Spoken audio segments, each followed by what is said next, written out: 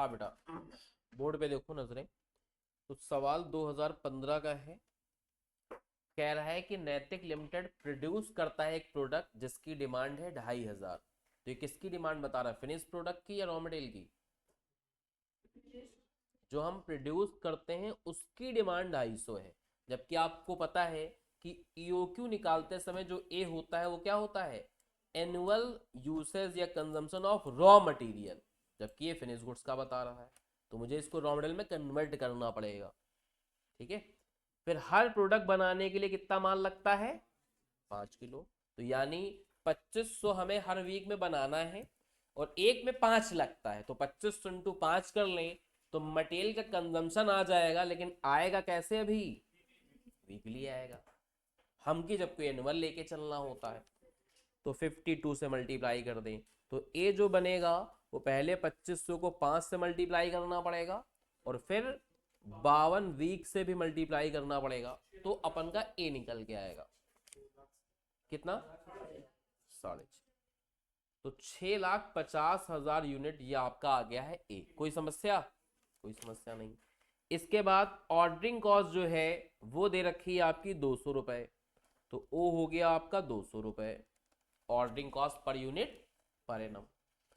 इसके बाद आपका है कैरिंग कॉस्ट 10% है, मटेरियल का दाम 104 रुपए है।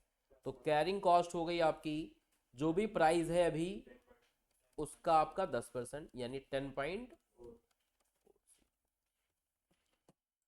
सबसे पहले पार्ट में आपसे पूछा गया है ईओक्यू निकालो। तो ईओक्यू निकल जाएगा, फॉर्मूले पे डाल देंगे।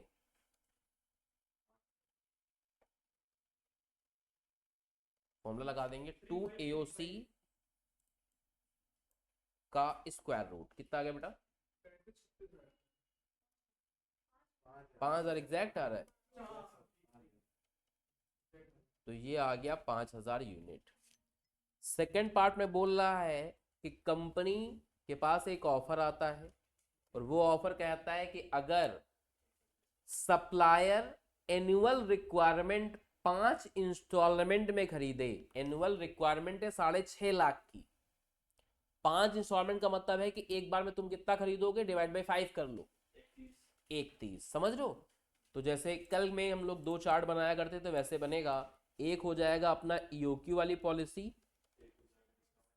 एक वाली हो जाएगी आपकी डिस्काउंट वाली पॉलिसी। ईओक्यू वाली में जो हमारा ऑर्डर साइज रहता है, वो जो ईओक्यू आंसर बताता है वो रहता है। और इसमें हमारा ऑर्डर साइज 1,30,000 आ रहा, क्योंकि आपको 5 बार में साला माल खरीदना। वो 5 बार का मतलब है कि नंबर ऑफ ऑर्डर बताने की कोशिश कर रहा है कि 5 ऑर्डर है वो बता दिया, डिवाइड कर लिया तो ये आ गया। यहाँ ऑर्डर साइज पता है तो आप नंबर ऑफ ऑर्डर निकाल सकते हो। समझ में आ रहा है? चलिए बहुत अच्छी बात है। तो इनमें मुझे क्या करना पड़ेगा, टोटल कॉस्ट निकालनी पड़ेगी, फिर हम कंपेयर कर पाएंगे। ठीक है। तो कंपेयर करने के लिए टोटल कॉस्ट निकालनी पड़ेगी। एक क्या निकालते हैं हम लोग, एनुअल या टोटल परचेज कॉस्ट। उसका फॉर्मूला क्या हुआ करता था, ए इंटू परचेज प्राइस, यानी एनुअल आपको सामान कितना खरीदना है और क्या उसका प्राइस अपने को पड़ने वाला है। ठीक है। तो प्राइस अभी कितना पड़ रहा था, 104 रुपए, लेकिन यहाँ 104 नहीं पड़ेगा, यहाँ तो आपको क्या होगा, 3% का डिस्काउंट मिल जाएगा। तो यहाँ का रेट आएगा 100 रुपीज 88 पैसा। यहाँ का जो रेट निकल के आ रहा है वो कितना निकल के आ रहा है, 100 रुपीज 88 पैसा। कितना अमाउंट आ गया बेटा, मल्टीप्लाई कर दीजिए, 6,50,000 इंटू 104 रुपए। तो ये आ रहा है आपका 6,76,00,000। तो 676 लाख रुपए, और ये आ रहा है 6,50,000 इंटू 100.88। ठीक है। तो कुछ ऐसा अमाउंट आ रहा है। दूसरा आप निकालते हो टोटल या एनुअल ऑर्डरिंग कॉस्ट, जिसका फॉर्मूला होता है number of order into ordering cost per order. तो ये 1,000 आ रहा है और ये 26,000 आ रहा है। तीसरा निकालते हो एनुअल कैरिंग कॉस्ट, जिसका फॉर्मूला होता है 1/2 इंटू ऑर्डर साइज और इंटू सी। सी यहाँ प्राइस पे डिपेंड है, तो यहाँ 104 रुपए का 10%, और यहाँ 100 रुपए 88 पैसे का 10%। इधर आ गया 26,000, क्योंकि ईओक्यू में तो आपकी ऑर्डरिंग कॉस्ट और कैरिंग कॉस्ट क्या होती है, बराबर ही आती है। और इधर कितना आया बेटा आपका,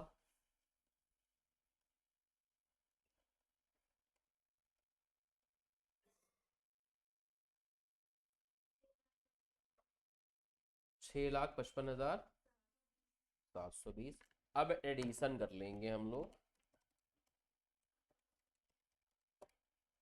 तो इधर का आ रहा है 6,62,68,720 रुपए, और इधर का कुछ पता नहीं है, तो इधर का हो गया 6,76,52,000, कुछ ऐसा आ रहा है। ठीक है, तो कुल मिला के डिस्काउंट में अपना है फायदा, तो डिसीजन हम लोग ले लेंगे। तो quantity discount offer should be accepted. ठीक है, समझ गए।